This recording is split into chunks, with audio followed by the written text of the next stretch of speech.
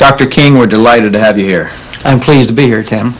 Dr. King, could you tell us a little of your education and your business background?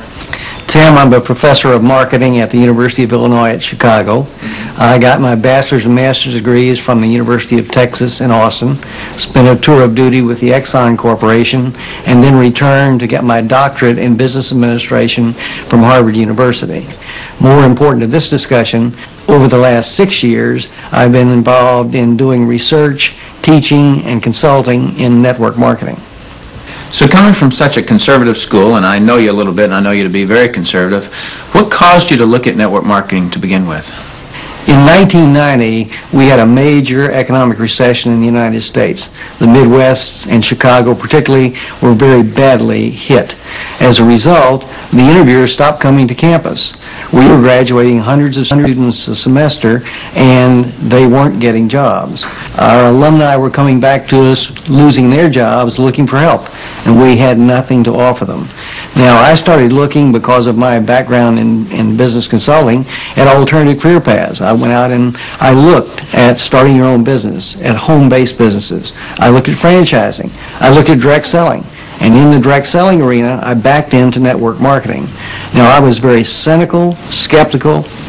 Tim, I was negative about network marketing. They don't teach network marketing at the Harvard Business School, and I didn't know much about it. The end result was one of my students who was on the team asked me, "Why are you so negative about network marketing?" I looked at that young man and I said, "Son, I know enough to know I don't want to know any more." That student looked at me and he said, "Professor, if I gave you that answer to that question with no more information than you have, you would give me an F." I turned to him and I said, "Son, you're absolutely right. I have no basis for that conclusion. You just made an A." As a result, we went to the library, we went to meetings, and for the next 6 months, we did due diligence on the network marketing industry. I visited the top companies, I talked to network marketing leaders, I became an evangelist. In 1990-91, we started teaching network marketing in the marketing curriculum at the university. Wow.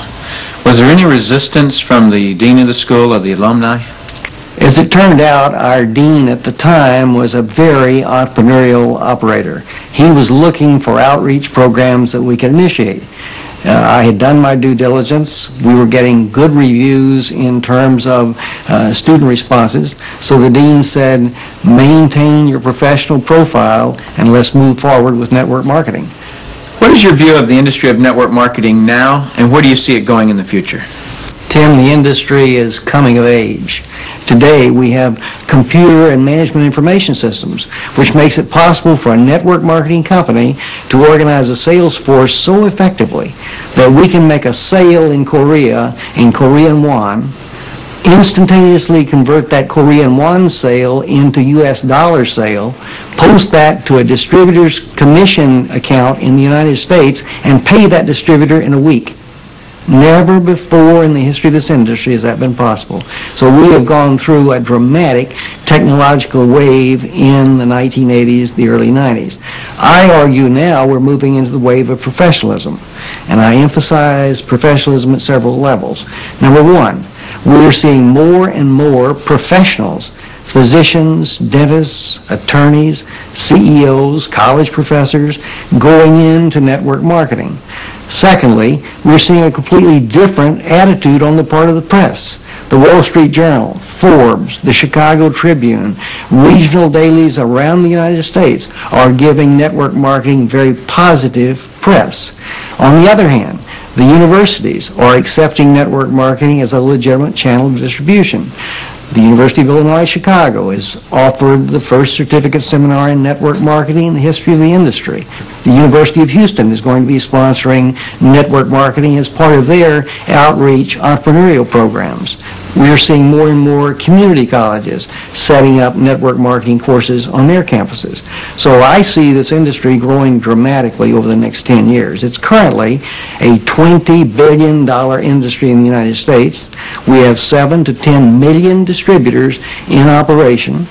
We're expanding globally into Asia, into South America, into Europe. The industry is growing at about 10 to 12% a year in contrast to 3 or 4% for traditional retail sales. So in my view, the industry is absolutely coming of age. Suppose you run across the super skeptic. What advice do you have for them? Tim, I would recommend they do precisely what I did. I was a super skeptic. I did my due diligence, I investigated the industry, and I drew my own conclusions. I strongly recommend that you do your due diligence and then begin to define precisely what role you want to play in the network marketing industry. Set realistic expectations. If there's a single cause for failure in this industry, it's the get-rich-quick syndrome, thinking that you can come into the industry and make enormous sums of money with no work. I argue by contrast that if you set realistic expectations, you develop a plan of action to guide your business development, you can be successful.